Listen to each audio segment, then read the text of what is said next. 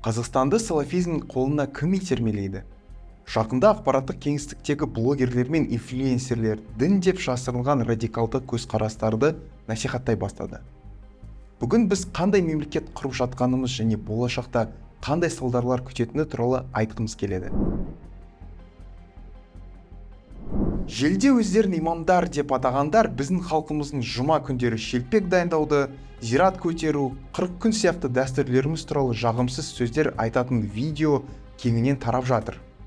Тіпті біздің ұлттық аспабымыз домбырамен күресе бастады. Өз отанын қорғаған жауынгерлердің рухын көтерген, билікке елдің пікірін жеткізген біздің музыкалық байлығымыз ғасырлар бойы қазақ жанын қуантқан бірнеше псевдотеологтарға ұнамай жүр. Все 14 веков мусульмане знали, что музыка запрещена, и сейчас находятся какие-то идиоты, которые из-за того, что их предки были тенгриянцами, кафирами, язычниками и играли на домбре, тоже хотят играть на домбре. Так, субханаллах, вы либо ислам принимаете, либо дальше живите в своем куфре. Сонымен қатар, әдетте мұндай надан тезистерді сенімсіз және халық танымайтын адамдармен айтылып жатыр. Бұған Қазақстан мұсылмандары діни басқармасының ресми ұстанымы келесідей. Ислам ізгі ниеттер мен адамгершілік діні. Кез келген халықтың рухани негіздері 3 басты бөлімнен тұрады. Бұл оның ұлты, діні және отаны. Дәл осы 3 бірлік біздің де іргетасымыз деп айтса болады. Сіз қай жерде болсаңыз да, сіз кімсіз деген сұраққа менің ұлтым қазақ, дінім ислам, менің отаным Қазақстан деп мақтанасыз. Өйткені сіз жалпы адамзаттық құндылықтары мен тарихына бай қазақ елінің өкілісіз. Біздің ұлт болғанымыздың өзі Алла тағаланың батасының белгісі. Сондай-ақ миллиондаған аудиториясы бар танымал блогерлер арасында барабарлық пен патриотизмнің тамаша үлгілері де бар. Мысалы, Нұрлан имам ислам құндылықтары мен мемлекеттік мүдделерді насихаттайды. Жоқ, домбыра тарту күнә ме, домбыра тарту сауап болады. Керек десеңіз, домбыра тарту керек. Әр қазақ, нағыз қазақ домбыраға тигіздірмейміз. Қысқаша айтқанда, ислам діні ұлттық дәстүрлер мен әдет ғұрыптармен бірге бола алады. Бұл екі ұғым бір-бірінде байтады, жоғары рухани құндылықтарды да насихаттайды. Кез келген қоғамның басты проблемасы барлық күрделі мәселелердің шешімін қарапайым қорытындыға келтіруге деген ұмтылыс. Сондай жағдай бір кездері Иран мен Ауғанстанда болған. 50 жыл бұрын Тегеран тұрғындары өте зайырлы болды. Кейін әділеттілік үшін күрес, азғындық пен арсыздыққа қарсы ұрандар мен исламистер шариғат нормаларына деген көзқарастармен билікке келді. Сіздің ойыңызға бірінші келетіні олар өмір сүру деңгейін көтерді ме деген сұрақ шығар. Жоқ, бірінші кезекте олар Иран тарихындағы алғашқы әйел министр Фаруха Парсаны өлім жазасына кесті. Бұдан кейін әйелдер үшін киім мен өмір салтына шектеулер қойылды, түрлі қылмыстар үшін әйелдерді таспен ұру басталды. Ер адамдарға бірнеше әйел алуға рұқсат берілді. Қазіргі Иран ішінара оқшауланған. Әйелдерге футбол матчтарына қатысуға, төреші болуға тыйым салынған. Қоғамдық көліктерде әйелдерге бөлек соңғы вагондар бөлінген, 13 жасар қыздар тұрмысқа шығатын кедей елге айналды.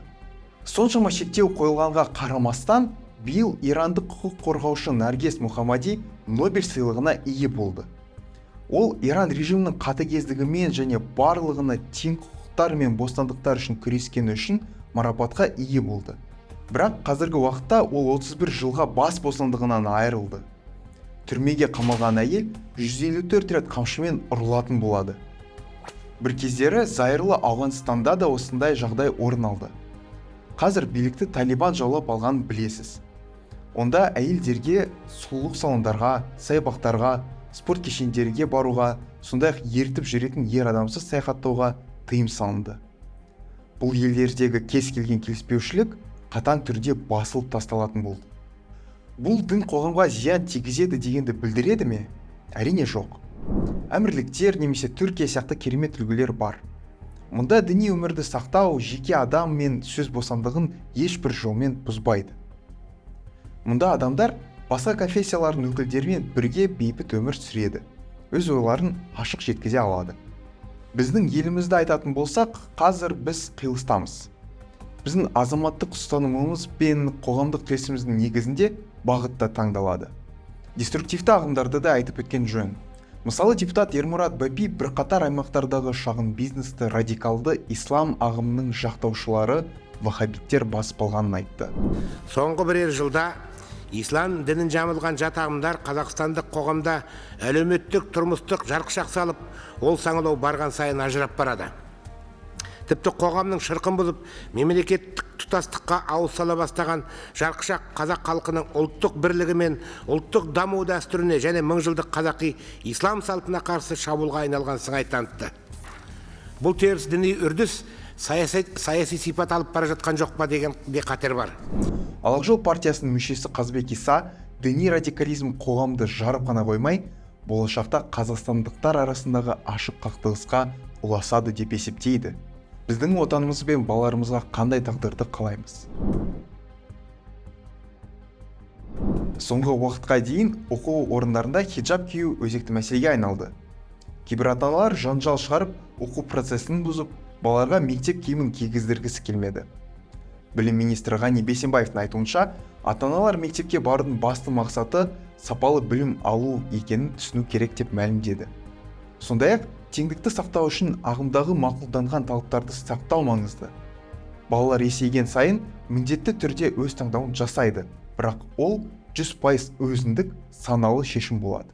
Мәдениет және ақпарат министрі Аида Балаева журналистердің сұрақтарына жауап бере отырып, қоғамдық орындарда никап кию бұл тек басы ғана емес, беті де жасырылған киім, адамның жеке басын анықтауды қиындататынын атап өтті. Ал бұл ұлттық қауіпсіздік мәселесі. Менің ойымша, бұл сұрақтың нүктесін президент қойды. Конституцияға сәйкес Қазақстан зайырлы мемлекет. Бұл қағида барлық салаларда, соның ішінде білім беру саласында қатаң сақталуы керек. Осы тұрғыда біздің еліміздегі дін бостандығына заңмен кепілдік беріледі. Ең бастысы, дүниетанымы ашық, санасы айқын, дәстүрге адал өскелең ұрпақты тәрбиелеу. Айтпақшы, жақында ғана Қазақстан көшбасшысы Еуропаның бірқатар елдерінде қасиетті Құранды өртеу әрекеттерін айыптап, оларды рұқсат етілмеген арандатушылық деп әлемдегі санаулы елдердің бірі болды.